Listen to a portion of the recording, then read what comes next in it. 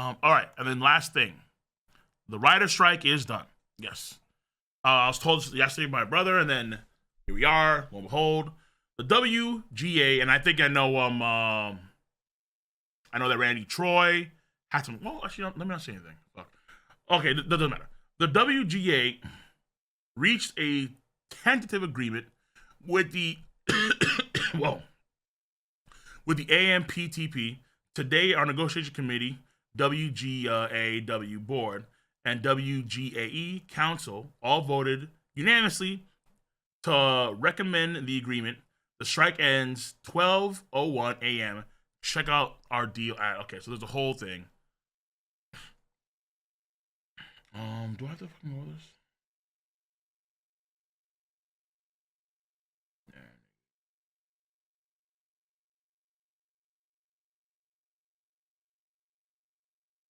Yo, March, we ain't running nothing back, bro. We ain't running nothing back, yo. We ain't running nothing back.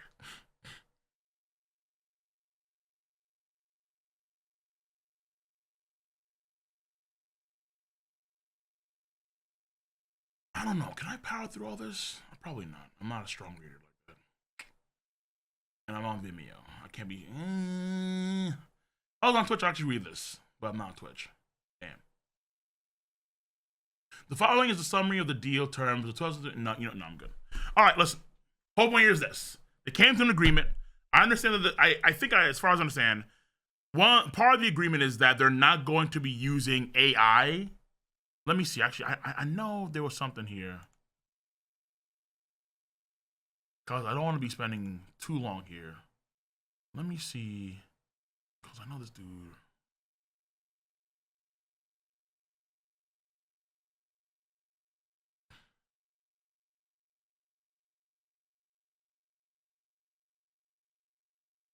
Okay.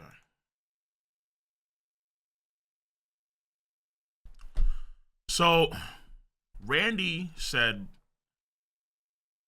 on one of the group calls, the guild has released a summary, but major notable points are improved residuals with incentives for successful shows, protections against AI, and a set minimum number of writers for every room, guaranteeing employment for many writers in the future. So one of the biggest fears with the whole thing, with one of the biggest reasons why there was a writer strike to begin with, was because there was a push against AI. They didn't want AI to basically usurp a lot of the writing positions that normally would belong to individuals that would be like in like the writing room for certain series and shows. They didn't want AI to like replace a lot of the writers. And now, because of the strike, they've kind of guaranteed, I think for a lot of years, for many years, that they are going to have writers in like at least a minimum number of writers in every room, guaranteeing that there's going to be future employment for writers in the industry. And so they're not going to get phased out by AI.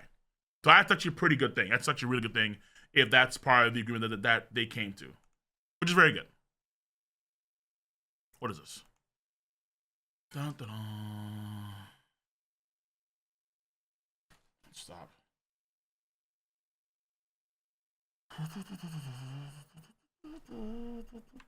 Was it short? Probably not. Knowing me.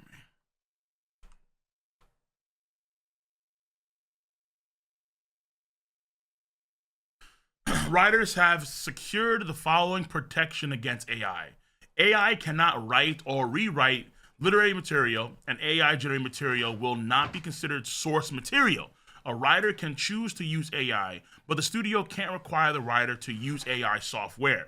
Studios must disclose to writers if any materials given to them have been guaranteed by AI or incorporate AI generated material. So I think, for example, like you have certain like for artwork, right? I think that for certain sites, if someone is using AI artwork, they have to the site know that they're using AI artwork. You can't hide it. Like you have to let them know that, hey, this was automatic. This was generated online and not actually created by hand by somebody. And I think the same thing applies here with writing. The WGA reserves the right to assert the exploitation of writers' material to train AI is prohibited by the agreement or other law. All right. So look, it seems to me that the writers have gotten a W. That the strike has paid off, at least for the foreseeable future. It's paid off. And writers have gotten a W, and they're going to have employment for X amount of years to come, guaranteed. But keep in mind that AI is going to continue to evolve and expand at an accelerated rate. Well, maybe not that fast, but there's going, as we see with the bigger companies nowadays, Google and Amazon, Microsoft, Apple, you name it, everyone is trying to incorporate AI in some way, shape, or form into their business. And I mean, I think actually just recently too, wasn't there news about ChatGPT being able to now use internet? Let me see here. ChatGPT. Yes. Check it up. ChatGPT can now browse the internet and is no longer limited to information up to 2021. So ChatGPT, as scary as it was limited. It was woo! It was blocked. But now ChatGPT no longer is limited to information up to 2021. Yes, it can now use the net. So Skynet's coming. Okay? Get your bunkers ready. Hey, yo, get your Bitcoins ready. Hey. Get your gold reserves ready. Because Skynet's coming.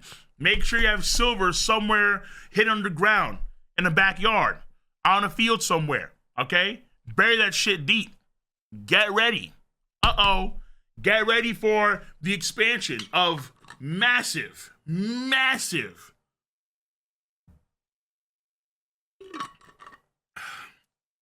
Orwellian controls. Or so some people would say. Yo, the deepfakes, oh boy. Oh boy. Oh boy. Either way. Yes. It's growing. And so the writers needed something as like a safety net in case of, there was too much of a push with AI into their industry. And I believe that's going to be like the norm moving forward, where like there's going to be a lot of legal, even in law. I remember hearing about a case where someone did use AI to make a case from a judge. I forgot the details of that stuff, and the AI fucked it up massively.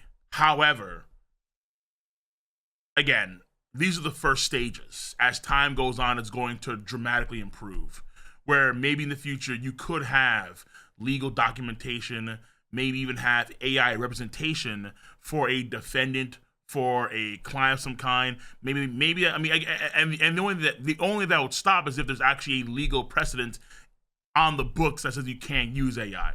But I think even in the future, inevitably there will be maybe who knows how many decades from now, but there could be a push to where we do get genuine AI representing people in legal cases, which would be like nuts.